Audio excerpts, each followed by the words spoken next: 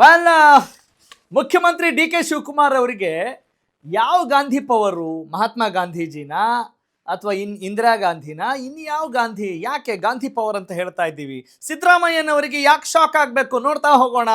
Let's reveal the top story number 1. ಮುಖ್ಯಮಂತ್ರಿ D K Shivakumar ಅವರಿಗೆ ಗಾಂಧಿ ಬಲ. ಕ್ಯಾಬಿನೆಟ್ ಭರ್ತಿ ಮಾಡಿಕೊಳ್ಳಲು ಮುಖ್ಯಮಂತ್ರಿ ಡಿ ಕೆ ಶಿವಕುಮಾರ್ ಒಂದ್ ಕಡೆ ಸರ್ಕಸ್ ನಡೆಸ್ತಾನೆ ಇದ್ದಾರೆ. ಮುಖ್ಯಮಂತ್ರಿ ಡಿ ಕೆ ಶಿಗೆ ಇವತ್ತೇ ಹೈಕಮಾಂಡ್ ಗ್ರೀನ್ ಸಿಗ್ನಲ್ ಕೊಡುತ್ತಾ? ಹಾಗಾದ್ರೆ ಇದೇ ವಾರವೇ ಡಿ ಕೆ ಸಂಪುಟದ ಹೊಸ ಸಚಿವರ ಪದಗ್ರಹಣ ಕಾರ್ಯಕ್ರಮ ನೆರವೇರುತ್ತಾ? ಕೊನೆ ಕ್ಷಣದ ಬದಲಾವಣೆ ಇಲ್ಲದೆ ಹೋದ್ರೆ ಕೇವಲ ಇನ್ನು ಒಂದೆರಡು ದಿನಗಳಲ್ಲಿ ಮುಹೂರ್ತ ಪಕ್ಕ ಅಂತ ಹೇಳಲಾಗ್ತಾ ಇದೆ. ಕೇವಲ ಇನ್ನೊಂದೆರಡು ದಿನ ಅಂತ ಹೇಳ್ತಾ ಬಹಳಷ್ಟು ದಿವಸ ಆಗಿದೆ, ಅದು ಬೇರೆ ವಿಚಾರ. ಈಗ 20ಕ್ಕೆ 20 ಸ್ಥಾನ ಭರ್ತಿಗೆ ಗ್ರೀನ್ ಸಿಗ್ನಲ್ ಸಾಧ್ಯತೆ ಕೊಡುವಂಗಿದೆ. ಎಸ್, ಹೈಕಮಾಂಡ್ ಫೈನಲ್ ಗ್ರೀನ್ ಸಿಗ್ನಲ್ಗೆ ಮುಖ್ಯಮಂತ್ರಿ ಡಿ ಕೆ ಶಿವಕುಮಾರ್ ಅಕ್ಷರಶಃ ಕಾದಿದ್ದಾರೆ, ಯಾವ ಅನುಮಾನ ಇಲ್ಲ. ನವದೆಹಲಿಯಲ್ಲಿ ಇವತ್ತೇ ಹೊಸ ಸಚಿವರ ಪಟ್ಟಿಗೆ ಅಸ್ತು ಅಂತಿದ್ಯಾ ಅನ್ನೋದು ಇವತ್ತಿನ ಟಾಪ್ ಸ್ಟೋರಿ. ಈ ಬಾರಿ ಬಹುತೇಕ ಹೊಸಬರಿಗೆ ಹೈಕಮಾಂಡ್ ಅವಕಾಶ ಕಲ್ಪಿಸೋದ್ರಲ್ಲಿ ಯಾವ ಅನುಮಾನ ಇಲ್ಲ ಅನ್ನೋ ಮಾತಿದೆ. ಬೆರಳಿಕೆಯಷ್ಟು ಹಿರಿಯರಿಗೆ ಮಾತ್ರ ಅವಕಾಶ ನೀಡೋಕೆ ನಿರ್ಧಾರವನ್ನ ಕಲ್ಪಿಸಲಾಗಿದೆ. 2028ಕ್ಕೆ ಮತ್ತೆ ಕಾಂಗ್ರೆಸ್ ಅಧಿಕಾರಕ್ಕೆ ತರೋದೇ ಅಫ್ಕೋರ್ಸ್ ಟಾರ್ಗೆಟ್ ಆಗಿರುತ್ತೆ, ಮುಂದಿನ ಗುರಿ ಆಗಿರುತ್ತೆ, ಹೊಸ ಯೋಜನೆ ಆಗಿರುತ್ತೆ. ಬಹುತೇಕ ಎಲೆಕ್ಷನ್ ಕ್ಯಾಬಿನೆಟ್ ಮಾದರಿಯಲ್ಲಿರಲಿದೆ ಹೊಸ ಪಟ್ಟಿ.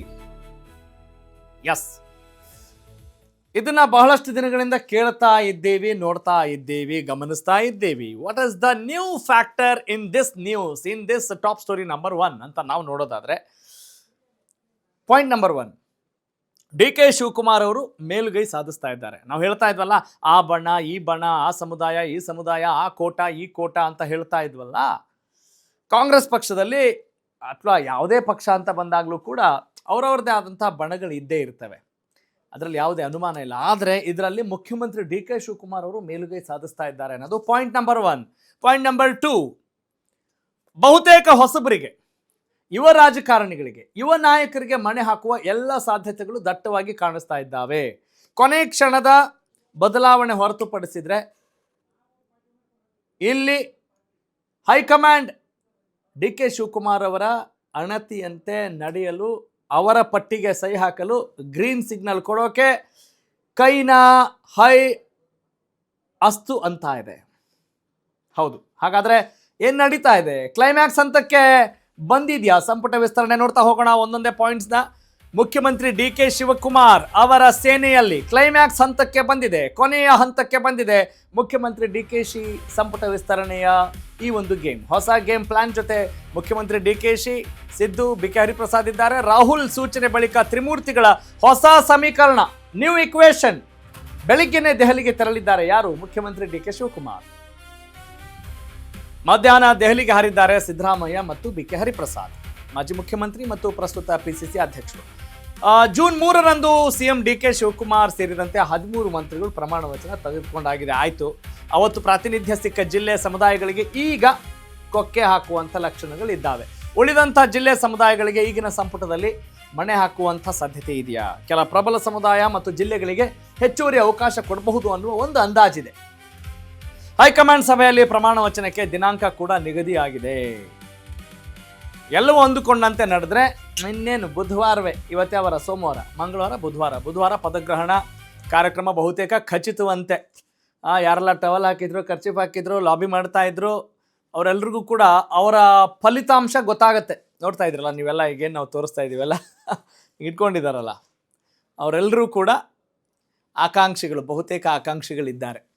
ನೋಡ್ರಿ, ನಾವು ಆಕಾಂಕ್ಷಿಗಳು ತಪ್ಪು ಅಥವಾ ಆಕಾಂಕ್ಷೆ ಇಟ್ಕೊಂಡಿರೋ ತಪ್ಪು ಅಂತ ಏನು ಹೇಳ್ತಾ ಇಲ್ಲ ಇಲ್ಲಿ. That is their what intention, that is their personal desire, dream, vision ಎಲ್ಲವನ್ನೂ ನಾವು ನೋಡಿರ್ತೀವಿ. ಆದರೆ ನಮ್ಮ ಕನ್ಸನ್ ಏನು, ನಮ್ಮ ವಾದ ಏನು, ತಕರಾರೇನು ಅಂತ ಹೇಳಿದರೆ, ಎಂಥ ಒಂದು ಕೆಟ್ಟ ವ್ಯವಸ್ಥೆಯಲ್ಲಿ ನಾವಿದ್ದೀವಿ ರೀ. ಮುಖ್ಯಮಂತ್ರಿ ಆಗ್ತಾರೆ, ಒಂದಿಷ್ಟು ಜನ ಸಚಿವರು ಆಗ್ತಾರೆ.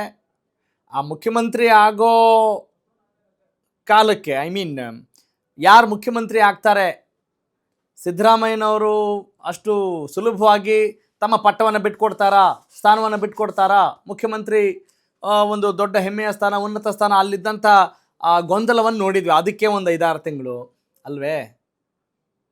ಅದೇ ಜಟಾಪಟಿ. ಬೇರೆ ಯಾವ ವಿಚಾರದ ಮೇಲೆ ನಾವು ಫೋಕಸ್ ಮಾಡ್ತಾ ಇದ್ದೀವಿ? ಯಾವ ಅಭಿವೃದ್ಧಿ ಕೆಲಸದಲ್ಲಿ ಏನಾದರೂ ಮಾಡ್ತಾ ಇದ್ದೀವಾ? ಬಿಡಿ, ಸಂಪುಟ ವಿಸ್ತರಣೆ ಯಾಕಾಗಬೇಕು? ಸಂಪುಟವೇ ಬೇಡ, ಹೆಂಗಿದ್ರು ಆಯಾ ಕೆಲಸ ಕಾರ್ಯಗಳು ನಡೀತಾ ಇದೆ ಅಂತ ಹೇಳಿದ್ರೆ ನಡೀಲಿ ಅಲ್ವಾ? ಈಗ ಏನು ತೋರಿಸ್ತಾ ಇದೆ, ಈ ಡಿಲೇ ಏನು ತೋರಿಸ್ತಾ ಇದೆ ಅಂತ ಹೇಳಿದ್ರೆ ಸಂಪುಟ ವಿಸ್ತರಣೆ ಅವಶ್ಯಕತೆ ಇಲ್ಲ, ಸಚಿವರ ಅವಶ್ಯಕತೆ ಇಲ್ಲ ಅನ್ನೋದನ್ನ ಸ್ಪಷ್ಟವಾಗಿ ತೋರಿಸ್ತಾ ಇದೆ. ಸಂಪುಟ ರಚನೆನೂ ಬೇಡ, ವಿಸ್ತರಣೆನೂ ಬೇಡ, ಸಚಿವರೇ ಬೇಡ, ಆ ಇಲಾಖೆ ನಡೆದುಕೊಂಡು ಹೋಗುತ್ತೆ ಅಂತ ಹೇಳಿದ್ರೆ ಯಾಕೆ ಸಂಪುಟ ವಿಸ್ತರಣೆ ಆದರೂ ಮಾಡ್ತೀರಿ? ಯಾಕೆ ತಲೆ ಕೆಡಿಸ್ಕೊಳ್ತೀರಾ ಬಿಡಿ ಅನ್ನುವ ಪ್ರಶ್ನೆ ಕೂಡ ಬರುತ್ತೆ. ಎಸ್, ಆದರೂ ಕೂಡ ನೋಡೋಣ ಸದ್ಯಕ್ಕೆ ಏನಿದೆ ಮಾಹಿತಿ. ಓಕೆ, ಈಗ ಈ ಸಂಭಾವ್ಯ ಪಟ್ಟಿಯಲ್ಲಿ ಯಾರೆಲ್ಲ ಇದ್ದಾರೆ? ಕಲಘಟಗಿಯ ಸಂತೋಷ್ ಲಾಡ್, ಮಧುಗಿರಿಯ KN ರಾಜಣ್ಣ ಅವರ ಹೆಸರು ಕೂಡ ಮುಂಚೂಣಿಯಲ್ಲಿದೆ. DK ಸಂಪುಟ, DK ಸೇನೆಯಲ್ಲಿ ಇರುವಂಥ ಸೇನಾ ನಾಯಕರು, ಸೇನಾಧಿಪತಿಗಳು: ರಾಮದುರ್ಗದ ಅಶೋಕ್ ಪಟ್ಟಣ್, ಅರಸೀಕೆರೆಯ KM ಶಿವಲಿಂಗೇಗೌಡ, ಹೊಸಕೋಟೆಯ ಶರತ್ ಬಚ್ಚೇಗೌಡ,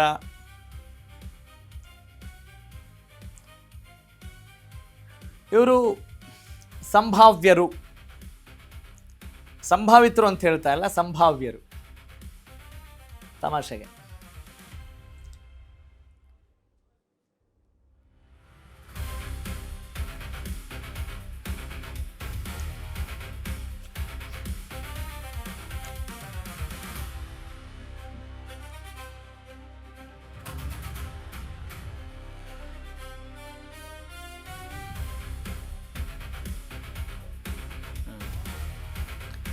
ಎಸ್, ನೋಡಿ, ಐ ಹ್ಯಾವ್ ಬೀನ್ ವಾಚಿಂಗ್. ಇದನ್ನೆಲ್ಲವನ್ನು ನೋಡ್ತಾ ಇದ್ದರೆ ಈ ಎಲ್ಲ ಹಿರಿಯರಿಗೆ ಕಿರಿಯರಿಗೆ ಅವಕಾಶ ಸಿಗುತ್ತಾ ಸಿಗಲ್ವಾ ಅಂದರೆ ಇದೇ ಕ್ಯೂರಿಯಾಸಿಟಿಯಲ್ಲೇ ನಾವು ಕಳೀತಾ ಇದ್ದೀವಿ ಅಲ್ವಾ? ಹೊಸಬ್ರು ಬರ್ತಾರ, ಹಳಬರು ಬರ್ತಾರ, ನಿಮಗೆಷ್ಟು ಬೇಜಾರಿದೆಯೋ ಅಷ್ಟೇ ಬೇಜಾರು ನಮಗೂ ಕೂಡ ಇದೆ. ಅಂದರೆ ಎಸ್, ಹೊಸ ಸುದ್ದಿ ಬಂತಪ್ಪ, ನೋಡೋಣ. ಬಹುತೇಕರು ಅಂತಿಮ: ಕೊಪ್ಪಳದ Raghavendra Hitnal, ಸೊರಬದ Madhu Bangarappa, ವಿರಾಜಪೇಟೆಯ AS Ponnanna,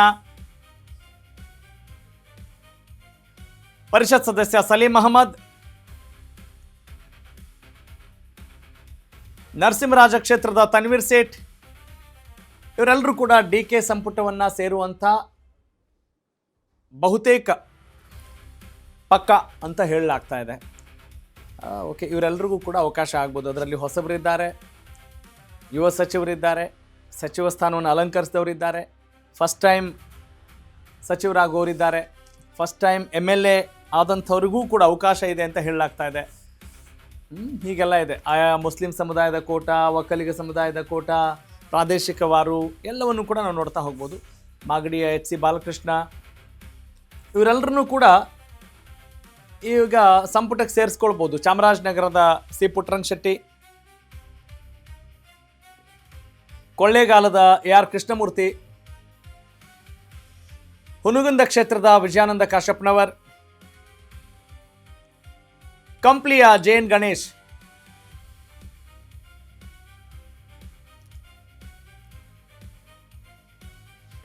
these are all expected names. Okay, yes, let's moving on. Next ಹೋಗೋಣ. ಆನೇಕಲ್ನ B ಶಿವಣ್ಣ, ಎಸ್, ಫಾಸ್ಟ್. ಮುದ್ದೇಬಿಹಾಳದ ಅಪ್ಪಾಜಿ ನಾಡಗೌಡ, ಇವರೆಲ್ಲರೂ DK ಸಂಪುಟವನ್ನು ಸೇರ್ತಾರೆ ಅಂತ ಹೇಳಲಾಗ್ತಾ ಇದೆ. ಪರಿಷತ್ ಸದಸ್ಯೆ ಡಾಕ್ಟರ್ ಆರತಿ ಕೃಷ್ಣ, ಮಳವಳ್ಳಿಯ PM ನರೇಂದ್ರ ಸ್ವಾಮಿ, ಹಳಿಯಾಳದ RV ದೇಶಪಾಂಡೆ, ಹಿರಿಯರು, ಮುಂಚೆ ಸಚಿವರಾದಂಥವ್ರು. ಆದರೆ ಈ ಟರ್ಮ್ನಲ್ಲಿ ಕಾಂಗ್ರೆಸ್ 2023 ಏನು ಅಧಿಕಾರಕ್ಕೆ ಬಂತಲ್ಲ, ಆಗಿರಲಿಲ್ಲ. ದಾವಣಗೆರೆ ಉತ್ತರದಿಂದ SS ಮಲ್ಲಿಕಾರ್ಜುನ್, ಎಸ್, ಇವರೆಲ್ಲರ ಹೆಸರು ಕೂಡ ಕಂಡು ಬರ್ತಾ ಇದೆ, ಕೇಳಿ ಬರ್ತಾ ಇದೆ ಸದ್ಯಕ್ಕೆ. ಎಸ್, ಈಗ ಮುಂದಿನ breaking update in top story number 1.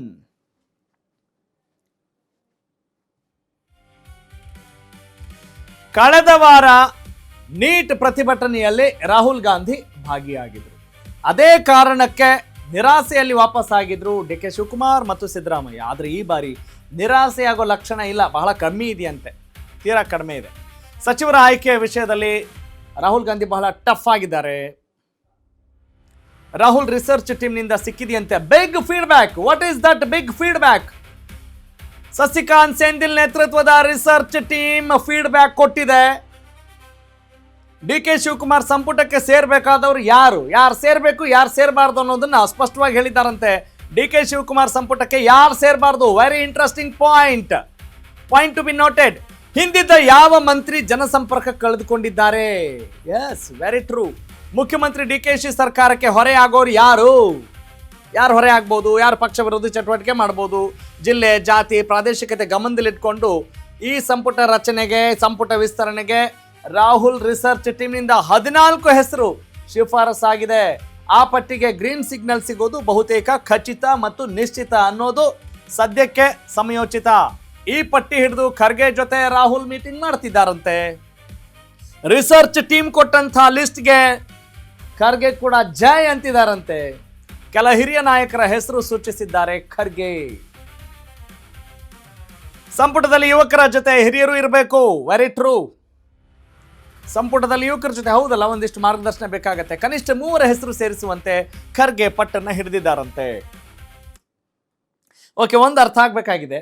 ಬಹಳ ಒಂದು ಕ್ಯೂರಿಯಾಸಿಟಿ ಮೂಡಿಸುವಂಥ ಕ್ವಶನ್ ಏನು ಅಂತ ಹೇಳಿದ್ರೆ, ಈಗ ಹಿರಿಯರು ಮಾರ್ಗದರ್ಶನ ಬೇಕು, ಆಯಾ ಇಲಾಖೆಯನ್ನು ನೋಡ್ಕೊಂಡು ಹೋಗ್ತಾ ಇರ್ತಾರೆ, ಏನು ಮಾರ್ಗದರ್ಶನ ನೀಡ್ತಾರೆ ಅನ್ನೋದು ಬಹಳ ಕ್ಯೂರಿಯಾಸಿಟಿ ಇದೆ. ಅಫ್ಕೋರ್ಸ್ ಸಹಜ, ಬರೀ ಒಂದು ಯಂಗ್ ಟೀಮೇ ಎಲ್ಲವನ್ನು ಕಳ್ಸೋಕ್ಕಾಗಲ್ಲ. ಈಗ ನೀವೊಂದು ಕ್ರಿಕೆಟ್ ಟೀಮೇ ಇರಬಹುದು ಅಲ್ವಾ, ಆ ಒಂದು ಎಂಥ ಯಂಗ್ ಎನರ್ಜೆಟಿಕ್ ಟೀಮ್ ಅಂದರೂ ಕೂಡ ಒಬ್ಬ ಕ್ಯಾಪ್ಟನ್ ಅನ್ಸ್ಕೊಂಡವನೋ ಒಂದು ಸ್ವಲ್ಪ ಅನುಭವ ಜಾಸ್ತಿ ಇರಲೇಬೇಕಾಗತ್ತೆ.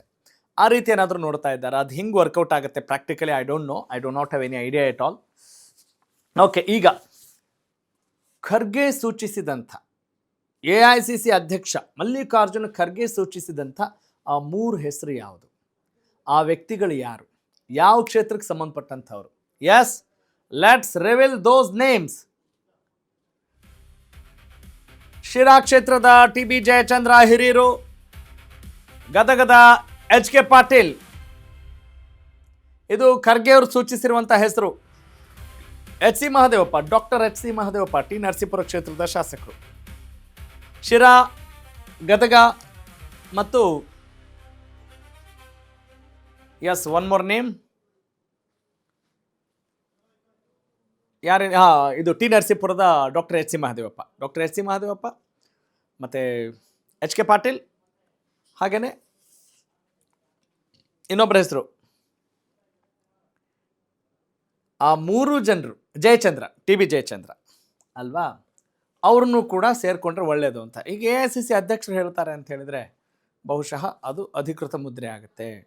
ಎಲ್ಲರೂ ಅನ್ಬೋದು, ನಾವು ಮಾಜಿ ಮುಖ್ಯಮಂತ್ರಿ ಸಿದ್ದರಾಮಯ್ಯನವ್ರು ಹೇಳಿದವ್ರಿಗೆ ಸಿಗುತ್ತಾ, AICC ಅಧ್ಯಕ್ಷರಿಗೆ ಇಲ್ಲಿ ಪ್ಲಸ್ ಪಾಯಿಂಟ್ ಆಗುತ್ತಾ, ಮುಖ್ಯಮಂತ್ರಿಗಳಿಗೆ ಒಂದಿಷ್ಟು ಬಲ ಸಿಕ್ಕಿದೆ, ಸೋನಿಯಾ ಗಾಂಧಿಯವರು ಅವ್ರ ಪರವಾಗಿ ನಿಂತಿದ್ದಾರೆ ಅನ್ನೋ ಮಾಹಿತಿ ಇದೆ.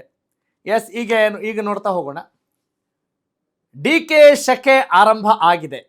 ಶಕೆ ಅಂದರೆ ಈ ಸೆಕೆ ಅಲ್ಲ, ಶಕೆ ಅವರ ಎರಾ ಅಂತೀವಲ್ಲ, ಯುಗ. DK ಯುಗ ಆರಂಭ ಆಗಿದೆ. ಬಂಡೆಗೆ ಸಿಕ್ತು ಹೈಕಮಾಂಡ್ ಪವರ್, CM DKಗೆ ಗಾಂಧಿ ಪವರ್, ಸಿದ್ದುಗೆ ಶಾಕ್. ಸಚಿವ ಸಂಪುಟ ವಿಸ್ತರಣೆಯಲ್ಲಿ ಬಂಡೆ ಮೇಲುಗೈ ಬಹುತೇಕ ಖಚಿತ ಅನ್ನೋದು ಈಗ ನಿಶ್ಚಿತ ಆಗಿದೆ. ಮುಖ್ಯಮಂತ್ರಿ DK ಶಿವಕುಮಾರ್ ಅವರಿಗೆ ಸಿಕ್ಕಿದೆ ಗಾಂಧಿ ಬಲ. DK ಶಿವಕುಮಾರ್ ಕೈಗೆ ಮತ್ತಷ್ಟು ಬಲ ತುಂಬಬೇಕು, ಆ ಮುಖ್ಯಮಂತ್ರಿಗೆ ಬಹಳಷ್ಟು ಪವರ್ ಕೊಡಬೇಕು ಸೂಚನೆ ಕೊಟ್ಟಿದ್ದಾರಂತೆ. ರಾಹುಲ್ ಗಾಂಧಿಗೆ ಸ್ಪಷ್ಟ ಸೂಚನೆ ನೀಡಿದ್ದಾರೆ. ಯಾರು? ಕಾಂಗ್ರೆಸ್ ಅಧಿನಾಯಕಿ ಸೋನಿಯಾ ಗಾಂಧಿ. ಎಸ್, ಇಷ್ಟೊಂದು ಪವರ್ ಇರುವಾಗ ಈ ಪವರ್ ಪಾಲಿಟಿಕ್ಸ್ ಯಾವ ರೀತಿ ನಡೆಯುತ್ತೆ ಅನ್ನೋದು ಕೂಡ ಬಹುತೇಕ ನಮಗಿಲ್ಲಿ ಗೊತ್ತಾಗಬೇಕಾದಂಥ ಸುದ್ದಿ. ಎಸ್, ಓಕೆ, DK ಶಿವಕುಮಾರ್ ಅವ್ರಿಗೆ ಹೈಕಮಾಂಡ್ನಿಂದ ದೊಡ್ಡ ಪವರ್ ಸಿಕ್ಕಿದೆ. ಅದರ ಜೊತೆಗೆ AICC ಅಧ್ಯಕ್ಷರು ಒಂದಿಷ್ಟು ಹೆಸರುಗಳನ್ನು ಸೂಚಿಸ್ತಾ ಇದ್ದಾರೆ. ಅಷ್ಟೇ ಅಲ್ಲದೆ ಸಿದ್ದರಾಮಯ್ಯ, BK ಹರಿಪ್ರಸಾದ್ ಏನೇ ಇರ್ಬೋದು, ಕೊನೆಗೆ ಹೈಕಮಾಂಡ್ ಏನು ಹೇಳುತ್ತೆ ಅನ್ನೋದು ಬಹಳ ಇಂಟ್ರೆಸ್ಟಿಂಗ್ ಆಗಿದೆ. ಅದರ ಜೊತೆಗೆ DK ಶಿವಕುಮಾರ್ ಅವರಿಗೆ ಬಹಳಷ್ಟು ಸವಾಲುಗಳು ಕೂಡ ಇದ್ದಾವೆ. ಆ ಸವಾಲುಗಳನ್ನು ಹೆಂಗೆ ಎದುರಿಸ್ತಾರೆ, ಸವಾಲಿಗೆ ವಾಲ್ ಆಗಿ ಗೋಡೆಯಾಗಿ ನಿಂತು ಹೆಂಗೆ ಎದುರಿಸ್ತಾರೆ, ಇನ್ನು ಹೆಂಗೆ ಅಭಿವೃದ್ಧಿ ಕಾರ್ಯಗಳ ಬಗ್ಗೆ ಗಮನ ಹಾಕ್ತಾರೆ, ಇನ್ನು ಮುಂದಿನ ಚುನಾವಣೆದೇ ಚಿಂತೆ ಇಟ್ಕೊಂಡು ನೀವು ಯೋಚನೆ ಮಾಡ್ತಾ ಹೋದರೆ ಗೊತ್ತಿಲ್ಲ ಏನಾಗುತ್ತೆ ಅಂಥೇಳಿ. ಸದ್ಯಕ್ಕೆ ಹೆಂಗಿದೆ, ಆಡಳಿತ ವಿರೋಧಿ ಅಲೆ ಇದೆಯಾ ಇಲ್ವಾ ಎಲ್ಲ ಚೆಕ್ ಮಾಡ್ಕೊಳ್ಬೇಕು. ಬರೀ ನಾವು ಪರ್ಚೇಸ್ ಮಾಡ್ಕೊಂಡು ಏನು ಬೇಕಾದ್ರೂ ಮಾಡ್ತೀವಿ ಅನ್ನೋ ಹುಮ್ಮಸ್ಸಿದ್ರೆ ಖಂಡಿತ ಆಗಲ್ಲ. ಇವತ್ತಿನ ಜನ್ಜಿ ಯಾವ ರೀತಿ ಉತ್ತರ ಕೊಡ್ತಾ ಇದೆ ಅನ್ನೋದನ್ನ ನೋಡ್ಬೋದು. ನಮ್ಮ ಗೌಡ್ರಿಗೆ ಹಾಕೋ, ನಮ್ಮ ಏನೋ ಮುಸಲ್ಮಾನ್ ನಾಯಕರಿಗೆ ಹಾಕೋ ಅಂತ ಹೇಳಿದೆ, ಏನೋ ಹೇಳಿದ್ರಲ್ಲ, ನಾನು ಹಿಂಗೆ ಲೆಟ್ರ್ ಬರೆದ್ಬಿಟ್ರೆ ಸಾಕು ನಮ್ಮವ್ರು ಓಟ್ ಹಾಕಲ್ಲ ಅಂತ ಯಾರು ಹೇಳ್ತಿರ್ತಾರಲ್ಲ. I don't want to name them. ಹಂಗಿಲ್ಲ ಕಾಲ. ಎಸ್, ಈ ನಡುವೆ ಡಿ ಕೆ ಶಿವಕುಮಾರ್ ಅವರಿಗೆ ಗಾಂಧಿ ಬಲ ಸಿಕ್ಕಿದೆ. ಆ ಗಾಂಧಿ ಬಲಕ್ಕೆ ಸಿಕ್ಕಂಗೆ ಮತ್ತೊಂದಿಷ್ಟು ಇನ್ಫಾರ್ಮೇಷನ್ ಕೂಡ ಇದೆ, ನೋಡ್ತಾ ಹೋಗೋಣ. ಡಿ ಕೆ ಶಿವಕುಮಾರ್ ಅವರಿಗೆ ಸೋನಿಯಾ ಗಾಂಧಿಯ ಭೀಮ ಬಲ, ಒಂದು ರೀತಿ ಆನೆ ಬಲ ಅಂತ ಹೇಳ್ತೀವಲ್ಲ, ಆ ರೀತಿಯಾದಂಥ ಬಲ ಖಂಡಿತವಾಗ್ಲೂ ಇದೆ. ಯಾಕೆ ಡಿ ಕೆ ಶಿವಕುಮಾರ್ ಅವರಿಗೆ ಈ ಬಲ? ಡಿ ಕೆ ಶಿಯೇ ಸುಪ್ರೀಂ ಅಂತ ಹೇಳಿದ್ದಾರಂತೆ ಸೋನಿಯಾ ಗಾಂಧಿ, ನಾನಾ ಕಾರಣಗಳಿಂದಾಗಿ. ಏನು ಒಂದೊಂದೇ ನೋಡ್ತಾ ಹೋಗೋಣ. Let's explore it. ಮುಖ್ಯಮಂತ್ರಿ ಅಂತ ಹೇಳಿದರೆ ಆಯಾ ಸರ್ಕಾರದ ನಾಯಕ, ಪಾಯಿಂಟ್ ಟು ಬಿ ನೋಟೆಡ್. ನಿಜ, ಮುಖ್ಯಮಂತ್ರಿ ಅಂತ ಹೇಳಿದ್ರೇನು, ಅವ್ನು ರಾಜ ಇದ್ದಂಗೆ, ಹೆಸರಿಗಷ್ಟೇ ಮುಖ್ಯಮಂತ್ರಿ ಅಲ್ವಾ. ರಾಜ ಏನು ಹೇಳ್ತಾನೆ ಅದನ್ನು ಕೇಳಬೇಕು. ಹಾಗೆ ನಮ್ಮ ರಾಜ್ಯಕ್ಕೆ ರಾಜ, ಮುಖ್ಯಮಂತ್ರಿ ಕೈಗೆ ಹೆಚ್ಚಿನ ಬಲ ತುಂಬುವ ಕೆಲಸ ಆಗಲಿ, ಅವರು ಶಕ್ತಿ ವರ್ಧನೆ ಮಾಡಬೇಕು, ಪ್ರತಿಯೊಂದಕ್ಕೂ CM ದಿಲ್ಲಿ ಕಡೆ ತಿರುಗಿ ನೋಡಬಾರ್ದು ಅನ್ನೋದನ್ನು ಹೇಳಿದಾರಂತೆ. Very interesting. ನಮ್ಮ ಜನ ಕೂಡ ಅದನ್ನೇ ಎಕ್ಸ್ಪೆಕ್ಟ್ ಮಾಡೋದ್ರಿ. ಪ್ರತಿಯೊಂದಕ್ಕೂ ಮುಖ್ಯಮಂತ್ರಿ ದಿಲ್ಲಿ ಕಡೆ ಮುಖ ಮಾಡ್ತಾ ಕೂತ್ಕೊಂಡ್ರೆ ಚೆನ್ನಾಗಿರಲ್ಲ. ಸೋನಿಯಾ ಸೂಚನೆ ಬೆನ್ನಲ್ಲೇ ರಾಹುಲ್ ಗಾಂಧಿ ಸೈಲೆಂಟ್ ಆಗಿದ್ದಾರಂತೆ ಅನ್ನುವ ಒಂದು ಸುದ್ದಿ ಈಗ ದೊಡ್ಡ ಮಟ್ಟದಲ್ಲಿ ಸದ್ದಾಗ್ತಾ ಇದೆ. ನಿಜ, ಸೋನಿಯಾ ಸೂಚನೆ ದಿನೇ ದಿನೇ ಹೆಚ್ಚಾಗ್ತಿದೆ. ಡಿ ಕೆ ಬಲ ಇನ್ನು ನನ್ನನ್ನು ಮುಟ್ಟೋರಿಲ್ಲ, ತಡೆಯೋರಿಲ್ಲ. ಅಂದರೆ ಅಧಿಕಾರಕ್ಕೆ ಸಂಬಂಧಪಟ್ಟ ಹಾಗೆ, ನಿರ್ಧಾರಕ್ಕೆ ತೆಗೆದುಕೊಳ್ಳುವ ಸಂಬಂಧಪಟ್ಟ ಹಾಗೆ, ನಾಯಕತ್ವ ವಿಚಾರಕ್ಕೆ ಸಂಬಂಧಪಟ್ಟ ಹಾಗೆ ಕರ್ನಾಟಕದಲ್ಲೂ ಸಖತ್ ವರ್ಕ್ ಮಾಡ್ತಿದ್ದಾರೆ ಡಿ ಕೆ ಶಿವಕುಮಾರ್. ಹೌದು, ಮಾಡಬೇಕು, ಮಾಡ್ತಾ ಇದ್ದಾರೆ. ತಮಗೆ ಪರ್ಯಾಯವಾಗುವ ನಾಯಕರಿಗೆಲ್ಲ ಡಿ ಕೆ ಗಾಳ ಹಾಕ್ತಿದ್ದಾರೆ.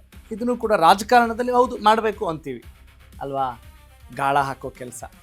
ಎಲ್ಲರನ್ನೂ ತಮ್ಮ ವಿಶ್ವಾಸಕ್ಕೆ ಪಡೆದುಕೊಂಡಿರೋ ಬಂಡೆ. ನೋಡಿ, ನಾವೇನು ಮಾಡ್ತಾ ಇದ್ದೀವಿ, ಸುಮ್ಮನೆ ಹೆಸರಿಗೆ ಪ್ರಜಾಪ್ರಭುತ್ವ ಅಂತಿದ್ದೀವಿ. ಅದಕ್ಕೂ ಇದಕ್ಕೂ ಸಂಬಂಧ ಇಲ್ಲ. ನಾನು ಮೊದಲೇ ಹೇಳ್ಬಿಟ್ಟಿದ್ದೀನಿ, ಪ್ರಜಾಪ್ರಭುತ್ವ ಬೇರೆ, ರಾಜಕಾರಣ ಬೇರೆ. ಡಿ ಕೆ ಹೈಕಮಾಂಡ್ನಿಂದಲೂ ಬೆಂಬಲ, ರಾಜ್ಯದಲ್ಲೂ ಬೆಂಬಲ. ಸೊ ಹೀಗಾಗಿ ಒಂದು ರೀತಿ ಡಬಲ್ ಪವರ್ ಬಂದಂಗಾಗಿದೆ ಡಿ ಕೆ ಶಿವಕುಮಾರ್ ಅವ್ರಿಗೆ. ಕರ್ನಾಟಕದಲ್ಲಿ ಸದ್ಯಕ್ಕೆ ಡಿ ಕೆ ಶಿಯ ಸುಪ್ರೀಂ ಲೀಡರ್. ಈ ಮನಸ್ಥಿತಿಯಿಂದ, ಈ ಕಾಂಟೆಕ್ಸ್ಟಿಂದ ನೋಡಬೇಕು ಅನ್ನುವ ಸೂಚನೆಯನ್ನು ಕಾಂಗ್ರೆಸ್ ಅಧಿನಾಯಕಿ ಸೋನಿಯಾ ಗಾಂಧಿ ಅವರು ಕೊಡ್ತಾ ಇದ್ದಾರೆ. This is the point, this is the top story, this is the news. Correct. Okay, ಈ ಗಾಂಧಿ ಬಲ ಇರಬಹುದು, ಭೀಮ ಬಲ ಇರಬಹುದು, ಸೋನಿಯಾ ಬಲ ಇರಬಹುದು, ಎಲ್ಲ ಬಲ ನಮ್ಮ ಜನರಿಗೆ ಬಲ ಆಗಬೇಕ್ರಿ, ಅದಷ್ಟೇ ನಮ್ಮ ಕನ್ಸರ್ನ್. ಓಕೆ, ಈಗ ನನ್ನ ಕಲೀಗ್, ನಮ್ಮ ಪೊಲಿಟಿಕಲ್ ಕರೆಸ್ಪಾಂಡೆಂಟ್ ಜೀವನ್ ಮತ್ತಷ್ಟು ಮಾಹಿತಿ ನೀಡ್ತಾರೆ, ಮತ್ತಷ್ಟು ವಿಶ್ಲೇಷಣೆ ನೀಡ್ತಾರೆ. ಜೀವನ್, ನಿಮಗೆ ಗೊತ್ತಿದೆ ನಾನೇನು ಕೇಳ್ತೀನಿ ಅಂತ, ಯಾಕಂತ ಹೇಳಿದ್ರೆ ಯಾವಾಗಲೂ ಇದನ್ನೇ ಡಿಸ್ಕಸ್ ಮಾಡ್ತಾ ಇರ್ತೀವಿ ಅಲ್ವಾ. ಹೌದು. ಏನೀಗ ನಾನಂತೂ ಏನು ಹೇಳಲ್ಲ, ಓವರ್ ಟು ಯು. ನನಗಂತೂ ಕೇಳಿ ಕೇಳಿ ಸುಸ್ತಾಗಿದೆ, ಏನು ಕೇಳಬೇಕು ಅಂತ ಗೊತ್ತಾಗ್ತಿಲ್ಲ ನನಗೆ, ಹಂಗಾಗಿದೆ ನನಗೆ. Over to you, please go ahead. Yes, Raghav Surya, ಮೊದಲಿಂದನೂ ಈ ಒಂದು ಸಂಪುಟ ವಿಸ್ತರಣೆ ವಿಚಾರವಾಗಿ ನೀವು ಕೂಡ ಸಾಕಷ್ಟು ಹೇಳಿದಿರಿ. ಈವರೆಗೂ ಕೂಡ ಏನು ಡಿ ಕೆ ಶಿವಕುಮಾರ್ ಅವ್ರ ವಿಚಾರವಾಗೂ ಸಾಕಷ್ಟು ಹೇಳಿದ್ರಿ.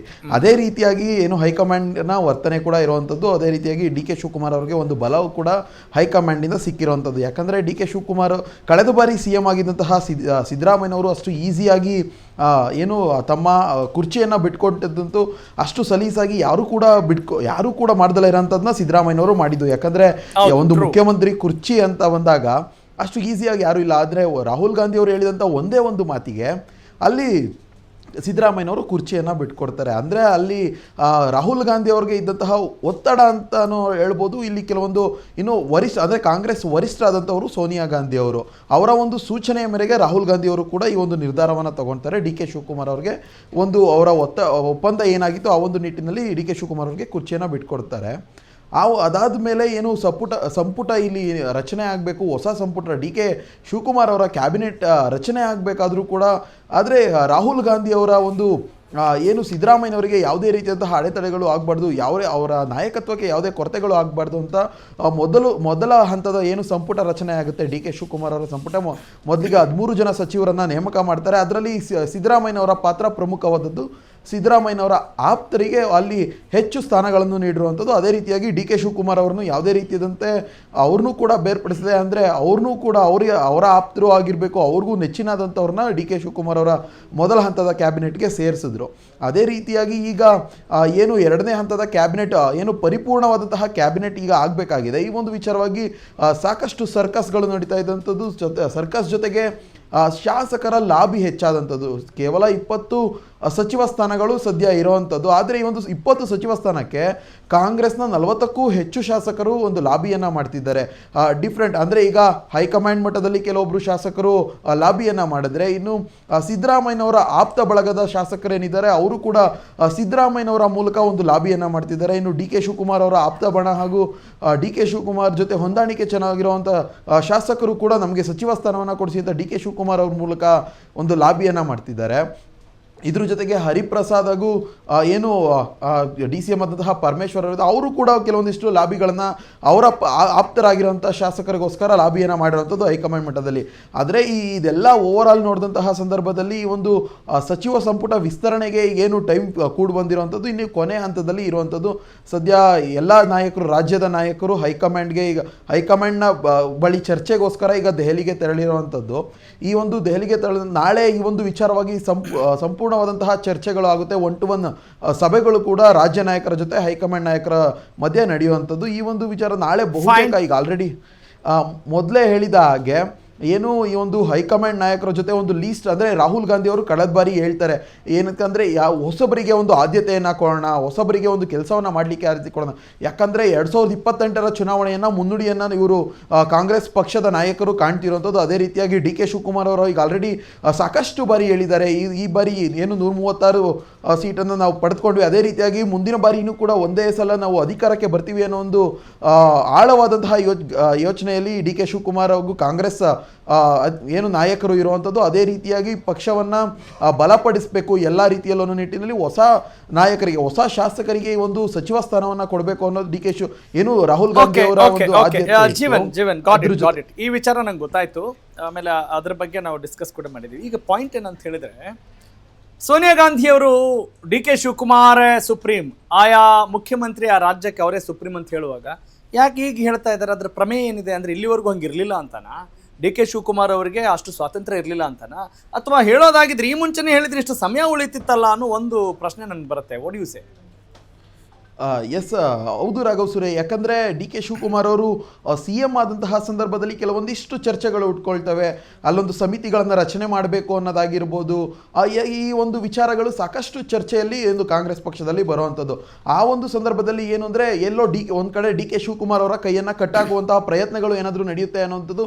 ಅದ್ರ ಜೊತೆಗೆ ಏನು ಸೋನಿಯಾ ಗಾಂಧಿ ಅವರು ಕಾಂಗ್ರೆಸ್ ವರಿಷ್ಠ ಸೋನಿಯಾ ಗಾಂಧಿ ಅವರು ಕೂಡ ಡಿ ಕೆ ಶಿವಕುಮಾರ್ ಅವ್ರಿಗೆ ಬಹಳ ಆತ್ಮೀಯವಾಗಿ ಇರುವಂಥದ್ದು. ಅದೇ ರೀತಿಯಾಗಿ ನಾನು ಮೊದಲೇ ಹೇಳಿದ ಹಾಗೆ ರಾಹುಲ್ ಗಾಂಧಿ ಅವರಿಗೆ ನೇರವಾಗಿ ಸೋನಿಯಾ ಗಾಂಧಿ ಅವರು ಮಾತನಾಡಿ ಅವರಿಗೆ ಒಂದು ಅಧಿಕಾರವನ್ನು ಹಸ್ತಾಂತರವನ್ನು ಮಾಡಿಸಿರುವಂಥದ್ದು ಈ ಹಿಂದೆ ಎಲ್ರಿಗೂ ಗೊತ್ತಿರುವಂಥ ವಿಚಾರ. ಅದೇ ರೀತಿಯಾಗಿ ಈ ಒಂದು ರಾಜ್ಯದಲ್ಲಿ ಯಾವುದೇ ಒಂದು ಆಡಳಿತಾತ್ಮಕವಾಗಿ ಯಾವುದೇ ಒಂದು ವಿಚಾರಗಳು ಚರ್ಚೆ ಆದಂತಹ ಸಂದರ್ಭದಲ್ಲಿ ಎಲ್ಲದಕ್ಕೂ ದೆಹಲಿಯತ್ತ ಒಂದು ಮುಖ ಮಾಡೋದು ಬೇಡ, ಅವರಿಗೆ ಒಂದು ಸುಪ್ರೀಂ ಲೀಡರ್ ಅಂದರೆ ಅವರಿಗೆ ಒಂದು ಕೆಲವೊಂದಿಷ್ಟು ಅಧಿಕಾರವನ್ನು ಕೊಡೋಣ ಅನ್ನೋ ಒಂದು ನಿಟ್ಟಿನಲ್ಲಿ ರಾಹುಲ್ ಗಾಂಧಿ ಅವ್ರಿಗಾಗಿರ್ಬೋದು ಪ್ರತಿಯೊಬ್ಬ ನಾಯಕರಿಗೂ ಕೂಡ ಈ ಒಂದು ಸಂದೇಶವನ್ನು ಕೊಟ್ಟಿರುವಂಥದ್ದು. ಇನ್ನು ಅದ್ರ ಬಳಿಕ ಏನು ಈ ಹಿಂದೆ KPCC ಅಧ್ಯಕ್ಷರಾಗಿದ್ದಂತಹ ಸಂದರ್ಭದಲ್ಲಿ ಅವರಿಗೆ ಸಾಕಷ್ಟು ಜವಾಬ್ದಾರಿಗಳು. ಈಗ ಅದೇನೋ ಹೇಳ್ತಾರಲ್ಲ, ಕೊಳ್ಳೆ ಹೊಡೆದ ಮೇಲೆ ಕೋಟೆ ಬಾಗಿಲು ಹಾಕಿದ್ರು ಅನ್ನೋ ಹಾಗೆ ಇಷ್ಟು ಸಮಯ ಹೋಗಿದೆ. ಎಲ್ಲರೂ ಲಾಬಿಗಳನ್ನು ಮಾಡ್ತಾ ಇದ್ದಾರೆ. ಈಗ ಯಾವ ಗೊತ್ತಿಲ್ಲ ಇದನ್ನ ಹೇಳಬೇಕು ಅಂತ, ಯಾವ ಪುರುಷಾರ್ಥಕ್ಕೆ ಈಗ ಹೇಳ್ತಾರೆ ಅಂತ ನನ್ನ ಪ್ರಶ್ನೆ. ಈ ಮುಂಚೆನೇ ಹೇಳಿದರೆ ಒಳ್ಳೆ ಅಲ್ಲ. That is my point of view. How do you analyse it quick ಆಗಿ, ಕ್ರಿಸ್ಪ್ ಆಗಿ? ಎಸ್ ರಾಘವ್ ಸೂರ್ಯ, ಈ ಒಂದು ವಿಚಾರ ಏಕೆಂದರೆ ಈಗ ಸಾಕಷ್ಟು ಈಗ ವಿಪಕ್ಷಗಳು ಕೂಡ ಈ ಒಂದು ವಿಚಾರದಲ್ಲಿ ಸಾಕಷ್ಟು ಟೀಕೆಗಳನ್ನು ಮಾಡ್ತು. ಯಾಕಂದರೆ ಬರ ಪರಿಸ್ಥಿತಿ ಬಂದಿದೆ ರಾಜ್ಯದಲ್ಲಿ, ಇನ್ನೂ ಸಚಿವ ಸಂಪುಟ ವಿಸ್ತರಣೆ ಆಗಿಲ್ಲ, ಪೂರ್ಣ ಪ್ರಮಾಣದ ಕ್ಯಾಬಿನೆಟ್ ಆಗಿಲ್ಲ ಅನ್ನೋ ಒಂದು ವಿಚಾರವನ್ನು ಸಾಕಷ್ಟು ಮಾತನಾಡಿದರು ವಿಪಕ್ಷದವರು. ಈ ಒಂದು ನಿಟ್ಟಿನಲ್ಲಿ ಈಗ ಸದ್ಯ ಅನಿವಾರ್ಯತೆ ಬಂದಿರುವಂಥದ್ದು. ಅದೇ ರೀತಿಯಾಗಿ ಇಷ್ಟು ದಿನ ಅಂದರೆ ಈಗ ಆಲ್ರೆಡಿ CM ಆಗಿ ಡಿ ಕೆ ಶಿವಕುಮಾರ್ ಅವರು CM ಆಗಿ 55 ದಿನಗಳು ಕಳೆದಿದೆ. ಆದರೂ ಕೂಡ ಸಚಿವ ಸಂಪುಟ ಇನ್ನೂ ವಿಸ್ತರಣೆ ಆಗಿಲ್ಲ, ಅವರ ಪೂರ್ಣವಾದಂತಹ ಕ್ಯಾಬಿನೆಟ್ ಆಗಿಲ್ಲ ಅನ್ನೋ ಒಂದು ಚರ್ಚೆಗಳು ಸಾಕಷ್ಟು ಏನೋ ಆಗ್ತಿರುವಂಥದ್ದು. ಈ ಒಂದು ಚರ್ಚೆಗಳು ನಡಿಬೇಕಾದ್ರೆ ಈ ಒಂದು ವಿಚಾರವಾಗಿ ಇದನ್ನ ಇಲ್ಲಿಗೆ ಕ್ಲಿಯರ್ ಮಾಡಬೇಕು. ಯಾವುದೇ ರೀತಿಯಾದಂತಹ ಇದನ್ನು ಜಾಸ್ತಿ ಎಳಿಬಾರ್ದು, ಮುಂದಕ್ಕೆ ಹೋಗಬಾರ್ದು ಇದು. ಯಾಕಂದ್ರೆ ಈವರೆಗೂ ಆಗಿರುವಂಥದ್ದು ಆಗಿದೆ, ಇನ್ನು 55 ದಿನಗಳು ಕೂಡ ಕಳೆದಿದೆ. ಆದರೆ ಈ ಮತ್ತಷ್ಟು ಮುಂದೂದ್ರೆ ಸರ್ಕಾರಕ್ಕೆ ಅಂದರೆ ಏನೊಂದು ಆಡಳಿತಾತ್ಮಕ ವಿಚಾರವಾಗಿ ಆಡಳಿತ ಮಾಡೋದಿಕ್ಕೂ ಆಗಿರ್ಬೋದು, ಇನ್ನು ವಿಪಕ್ಷಗಳಿಗೆ ಈ ಒಂದು ವಿಚಾರ ಆಹಾರವಾಗ್ಬೋದು ಅನ್ನೋ ನಿಟ್ಟಿನಲ್ಲಿ ಈಗ ಸದ್ಯ ಎಚ್ಚೆತ್ಕೊಂಡು ಎಲ್ಲ ವಿಚಾರವನ್ನು ಬೇಗ ಒಂದು ಪರಿಪೂರ್ಣವಾಗಿ ಕಂಪ್ಲೀಟ್ ಮಾಡಲಿಕ್ಕೆ ಮುಂದಾಗಿರುವಂಥದ್ದು Congress high command. Raghav Surya, got it, thank you Jeevan. Okay, ಇದು ರಾಜಕೀಯ ಹೇಗಿದೆ ನೋಡಿ. ಅಂದರೆ ಯಾವಾಗ ಏನು ನಿರ್ಧಾರ ತೆಗೆದುಕೊಳ್ಬೇಕಾಗಿತ್ತು ಅಂದರೆ ಇವತ್ತು ಹೇಳ್ತಾ ಇದ್ದಾರೆ ಅವರ ಮುಖ್ಯಮಂತ್ರಿ ನಮ್ಮ ರಾಜ್ಯಕ್ಕೆ ಯಾರಿದ್ದಾರೋ ಅವರೇ ಸುಪ್ರೀಂ ಅಂತ ಹೇಳಿದ್ರೆ ಅದನ್ನು ಯಾಕೆ ಹೇಳ್ತಾ ಇದ್ದೀರಿ? ಹೆಂಗೆ ಹೇಳ್ದಂಗಾಯ್ತು ಅಂದರೆ, ನಾವು ಪತ್ರಕರ್ತರು ಯಾವ ಪಕ್ಷದ ಪರವಾಗಿಲ್ಲ ಅಂತ ಹೇಳಿದಾಗ ಏನರ್ಥ? ಪತ್ರಕರ್ತರು ಇರಬೇಕಾಗಿರೋದೇ ಹಾಗೆ ರೀ ಅಂದರೆ ಹಂಗಿರಲಿಲ್ಲ ಅಂತ ಹೇಗೆ ಜನರು ಅನಲೈಸ್ ಮಾಡ್ತಾರೋ ಆ ರೀತಿಯಾಗಿ ಈ ಒಂದು ಪ್ರಶ್ನೆ ಉದ್ಭವಿಸಿದೆ. ಎನಿವೆ, ಬೇಗ ಇತ್ಯರ್ಥ ಆಗಲಿ, ನಮ್ಮ ರಾಜ್ಯದ ಜನತೆಯ ಒಂದು ಶ್ರೇಯಾಭಿವೃದ್ಧಿಗೆ ಶ್ರಮಿಸಲಿ ಅಂತ ಹೇಳ್ತಾ, ಈಗ ಈ ಟಾಪ್ ಸ್ಟೋರಿ ನಡುವೆ ಟಾಪ್ ಸ್ಟೋರಿ, ಒಂದು ಬಿಗ್ ಸ್ಟೋರಿನ ನಾವು ನಿಮ್ಗೆ ಕೊಡಲೇಬೇಕಾಗಿದೆ. ಕಾರಣ ಏನು ಅಂತ ಹೇಳಿದ್ರೆ, ಇದು ನಿಮ್ಮ ಅಶ್ವವೇಗ ನ್ಯೂಸ್ನ ಬಿಗ್ ಇಂಪ್ಯಾಕ್ಟ್ ಸ್ಟೋರಿ. ಇದು ಇದೇ ವಿಚಾರಕ್ಕೆ ಸಂಬಂಧಪಟ್ಟ ಹಾಗೆ ನಿಮ್ಮ ಅಶ್ವವೇಗ ನ್ಯೂಸ್ ಸ್ಟುಡಿಯೋದಲ್ಲಿ ದೊಡ್ಡ ಮಟ್ಟದಲ್ಲಿ ಚರ್ಚೆ ಆಯಿತು. ಅದರ impact, what is that impact story? Yes, let's have a look. ನಿಮ್ಮ ಅಶ್ವವೇಗ ನ್ಯೂಸ್ನ ಬಿಗ್ ಇಂಪ್ಯಾಕ್ಟ್ ಸ್ಟೋರಿ ಇದು. ಫಲಶ್ರುತಿ. ಕಾರಣ ಏನು ಅಂತ ಹೇಳಿದ್ರೆ, ನಿಮ್ಮ ಆಸ್ತಿಯಲ್ಲಿ ಸರ್ಕಾರಕ್ಕೆ ಪಾಲು ಕೊಡಬೇಕು ಅನ್ನುವ ಒಂದು ದೊಡ್ಡ ಸ್ಟೋರಿಗೆ ಸಂಬಂಧಪಟ್ಟ ಹಾಗೆ ನಾವು ಚರ್ಚೆ ಮಾಡಿದ್ವಿ. ಬೆಂಗಳೂರು ಸೇರಿದಂತೆ ಕರ್ನಾಟಕದಲ್ಲಿ ನಮ್ಮ ಸ್ಟೋರಿ, ಅಫ್ಕೋರ್ಸ್ ಅದು ನಿಮ್ಮ ಸ್ಟೋರಿ ಸದ್ದಾಗಿದೆ. ಇದೀಗ ರಾಜ್ಯಪಾಲರಿಗೆ ಪತ್ರ ಬರೆದಿದ್ದಾರೆ ಭಾರತೀಯ ಜನತಾ ಪಕ್ಷದ ನಾಯಕರು. ರಾಜ್ಯಪಾಲರಿಗೆ ಛಲವಾದಿ ನಾರಾಯಣ ಸ್ವಾಮಿಯಿಂದ ಪತ್ರ ರವಾನೆ ಆಗಿದೆ. ಭಾರತೀಯ ಜನತಾ ಪಕ್ಷದ ನಾಯಕರು ಯಾವುದೇ ಕಾರಣಕ್ಕೂ ಈ ಕಾನೂನನ್ನ ಜಾರಿ ಮಾಡಬೇಡಿ. What is that story? ಹೇಳ್ತಾ ಹೋಗೋಣ. ಪಿತ್ರಾರ್ಜಿತ ಆಸ್ತಿ ಹಂಚಿಕೆ ವೇಳೆ ಸರ್ಕಾರಕ್ಕೆ 45% ಪಾಲು ಕೊಡಬೇಕು ಅನ್ನುವ ಒಂದು ಹೊಸ ಕಾನೂನು ತರಲಿಕ್ಕೆ ಮುಂದಾಗಿದ್ರು. ಹೀಗಾಗಿ ಅದು ಹೆಂಗ್ರಿ ಆಗುತ್ತೆ ಅಂತ ರಾಜ್ಯಪಾಲರಿಗೆ ಪತ್ರ ರವಾನೆ ಮಾಡಿದ್ದಾರೆ ಭಾರತೀಯ ಜನತಾ ಪಕ್ಷದ ನಾಯಕರು ಛಲವಾದಿ ನಾರಾಯಣ ಸ್ವಾಮಿ. ಡಿಕೆ ಸರ್ಕಾರದ ಹೊಸ ಕಾನೂನು ಡ್ರಾಫ್ಟ್ ವಿರುದ್ಧ ದಂಗೆ ಏಳುವಂತಹ ಪರಿಸ್ಥಿತಿ ನಿರ್ಮಾಣವಾಗಿದೆ. ಇಡೀ ಮಾಧ್ಯಮದಲ್ಲಿ ಈ ವಿಚಾರ ಎತ್ತಿದ್ದು one and only your Ashwavega news team. Yes, ವಿಶೇಷ ಒಂದು ಚರ್ಚೆನೂ ಕೂಡ ನಾವು ಮಾಡಿದ್ವಿ. ಇದೀಗ ಈ ರೀತಿ ಕಾನೂನಿಗೆ ಅವಕಾಶ ಕೊಡಬೇಡಿ ಅಂತ ಭಾರತೀಯ ಜನತಾ ಪಕ್ಷದ ನಾಯಕರು ಕೂಡ ಹೇಳ್ತಾ ಇದ್ದಾರೆ. ಪರಿಷತ್ ವಿಪಕ್ಷ ನಾಯಕರು ಛಲವಾದಿ ನಾರಾಯಣ ಸ್ವಾಮಿ ಈ ಒಂದು ಪತ್ರವನ್ನ ರಾಜ್ಯಪಾಲರಿಗೆ ರವಾನೆ ಮಾಡಿರೋದು ಒಂದು ಖುಷಿ ಸಮಾಚಾರ. ಇದು ನಿಮ್ಮ ಅಶ್ವವೇಗ ನ್ಯೂಸ್ನ ಬಿಗ್ ಇಂಪ್ಯಾಕ್ಟ್ ಸ್ಟೋರಿ ಅಂತ ಹೇಳೋದ್ರಲ್ಲಿ ಯಾವ ಅನುಮಾನ ಇಲ್ಲ, no doubt at all. Yes, ಇದು big exclusive and impact. Of course ನಮ್ಮ ಸುದ್ದಿಯಿಂದ, ನಮ್ಮ ಚರ್ಚೆಯಿಂದ ನಮ್ಮ ಜನರಿಗೆ ಅನುಕೂಲ ಆಗುತ್ತೆ ಅಂತ ಹೇಳಿದಾಗ ನಾವು ಹೆಮ್ಮೆ ಪಡೋದ್ರಲ್ಲಿ ಏನ್ರಿ ತಪ್ಪಿದೆ? Yes, of course it is proud moment. ರಾಜ್ಯಪಾಲರಿಗೆ ಛಲವಾದಿ ನಾರಾಯಣ ಸ್ವಾಮಿ ಅವರು ಕೂಡ ಪತ್ರ ರವಾನೆ ಮಾಡಿದ್ದಾರೆ. ಏನು ವಿಚಾರ, ಆ ಲೆಟರ್ ಏನಿತ್ತು ಖಂಡಿತವಾಗ್ಲೂ ನೋಡ್ತಾ ಹೋಗೋಣ.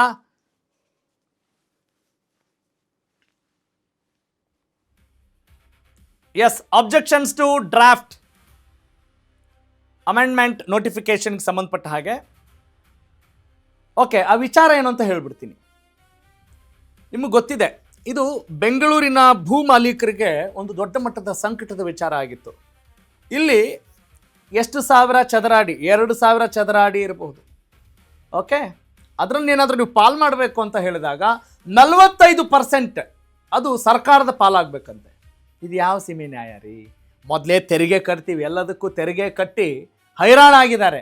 ಅಂಥದ್ರಲ್ಲಿ ಸರ್ಕಾರ ಮತ್ತೆ ಕಣ್ಣು ಹಾಕ್ತಾ ಇದೆ ಅಂತ ಹೇಳಿದರೆ ಇದು ಯಾವ ಸೀಮೆ ನ್ಯಾಯ? ಇವ್ರು ನಮ್ಮ ದಾಯಾದಿಗಳ ಪಿತ್ರಾರ್ಜಿತ ಆಸ್ತಿಯಲ್ಲಿ ಪಾಲು ಕೊಡಬೇಕು, ಅಲ್ಲೇ ಜಗಳಗಳಾಗ್ತಾ ಇರ್ತವೆ. ಅಯ್ಯೋ ಪಾಲಾಗ್ಬಿಡ್ತೀರಿ, ನಮ್ಮ ಮನೇಲಿ ಜಾಸ್ತಿ ಜನ ಹಿಂಗಿರುವಾಗ ಅದರಲ್ಲೇ ಪಾಲಾಗ್ತಾ ಇದೆ ಅಂತ ಹೇಳುವಾಗ ಅದರಲ್ಲಿ ಸರ್ಕಾರ ಬೇರೆ ಕೇಳ್ತಾ ಇದೆ ಅಂತ ಹೇಳಿದ್ರೆ ಎಂಥ ದೈನೇಸಿ ಸ್ಥಿತಿಗೆ ನಮ್ಮ ಸರ್ಕಾರ ತಂದಿದೆ, ನಮ್ಮ ಸರ್ಕಾರ ಬಂದಿದೆ. ನೀವು ಪುಕ್ಕಟೆ ಯೋಜನೆಗಳನ್ನು ಜಾರಿ ಮಾಡಿಬಿಡಿ. ಜನರ ಮನಸ್ಸಲ್ಲಿ ಬಂದಂಥ ಭಾವನೆ ಏನು ಗೊತ್ತೇನೋ, ಇದು ಸುಮ್ಮನೆ ಏನೋ ಉತ್ಪ್ರೇಕ್ಷೆ ಮಾಡ್ಕೊಂಡು ಹೇಳ್ತಾ ಇರುವಂಥ ವಿಚಾರ ಅಲ್ಲ. ನೀವು ಪುಕ್ಸಟೆ ಘೋಷಣೆಗಳನ್ನು ಮಾಡಿ, ಉಚಿತ ಯೋಜನೆಗಳನ್ನು ಜಾರಿಗೆ ತನ್ನಿ. ಆದರೆ ಖಜಾನೆ ಯಾವಾಗ ಖಾಲಿ ಆಗುತ್ತೋ ಆವಾಗ ನೀವು ಜನರ ಆಸ್ತಿ ಮೇಲೆ ಕಣ್ಣು ಹಾಕ್ತಿದ್ದೀರಾ. This is the allegation on the government.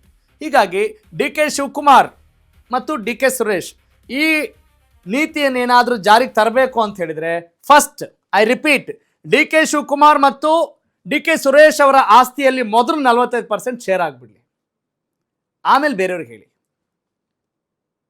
D K Shivakumar ಮತ್ತು ಡಿ ಕೆ ಸುರೇಶ್ ಅವರ ಆಸ್ತಿಯಲ್ಲಿ 45%ನ ಸರ್ಕಾರಕ್ಕೆ ಬರೆದು ಕೊಟ್ಬಿಡ್ಲಿರಿ ಮೊದಲೇ, ಆಮೇಲೆ ಈ ಕಾನೂನನ್ನು ಜಾರಿಗೆ ತನ್ನಿ. ಗೊತ್ತಾಯ್ತಲ್ಲ? ಹಿಂಗಿರುವಾಗ ಎಷ್ಟ್ರಿ ರಕ್ತ ಹಿಂಡ್ತೀರಿ? ಯಾವ ಆಧಾರ ಇಟ್ಕೊಂಡು ನೀವು ಈ ಕಾನೂನನ್ನು ಮುಂದೆ ತರಲಿಕ್ಕೆ ಹೋಗ್ತಾ ಇದ್ದೀರಿ? What is the point? ಏನಾದರೂ ಅಂಶ ಇರಬೇಕಲ್ಲ, ಜನರಿಗೆ ಹೆಂಗೆ ಅನುಕೂಲ ಆಗುತ್ತೆ ಅಂತ ಹೇಳಬೇಕಲ್ಲ. ಸರ್ಕಾರ ಸುಖ ಸುಮ್ಮನೆ ಏನು ವಸೂಲಿ ಮಾಡ್ತೀರಾ, ಸುಲಿಗೆ ಮಾಡ್ತೀರಾ? ಜನ ದಂಗೆ ಹೇಳ್ಬೇಕಾ? ನಿಮಗೆ ಜನ ಹಾದಿ ಬೀದಿಲಿ ಉತ್ತರ ಕೊಡಬೇಕಾ, ಕೋರ್ಟಲ್ಲಿ ಕೊಡಬೇಕಾ? ಬರೀ ಇದೇ ಒಣ ಚರ್ಚೆಗೆ ಗ್ರಾಸ ಮಾಡುವಂಥ ನೀವು ಕಾನೂನು ತರಕ್ಕೆ ಮುಂದಾಗ್ತಾ ಇದ್ದೀರಲ್ಲ, ಇಸ್ ಇಟ್ ಫೇರ್ ಅನ್ನುವ ಪ್ರಶ್ನೆಯನ್ನ ನಿಮ್ಮ ಅಶ್ವವೇಗ ನ್ಯೂಸ್ ಕೇಳಿತ್ತು ಮತ್ತು ತಜ್ಞರ ಜೊತೆ ವಿಶೇಷ ಚರ್ಚೆಯನ್ನು ಮಾಡಿತ್ತು. ಸುಮ್ಮನೆ ಏಕಾಏಕಿ ನಾವು ಹೇಳಿಲ್ಲ, ಅದರ ಆಗು ಹೋಗುಗಳನ್ನ, ರೂಪುರೇಷೆಗಳನ್ನ, ಏನಾಗಬಹುದು, ಏನು ಪ್ರಾಬ್ಲಮ್ ಆಗುತ್ತೆ ಅನ್ನುವ ಎಲ್ಲ ವಿಚಾರವನ್ನ ಕೂಲಂಕಷವಾಗಿ ನಿಮ್ಮ ಅಶ್ವವೇಗ ನ್ಯೂಸ್ ಸ್ಟುಡಿಯೋದಲ್ಲಿ ಎಕ್ಸ್ಪರ್ಟ್ಸ್ಗಳು ಚರ್ಚೆಯನ್ನ ಮಾಡಿದ್ರು. ಅದರ ಫಲಶ್ರುತಿಯನ್ನ ಇವತ್ತು ನಾವು ನೋಡ್ತಾ ಇದ್ದೀವಿ. This is Ashwavega news, big impact story.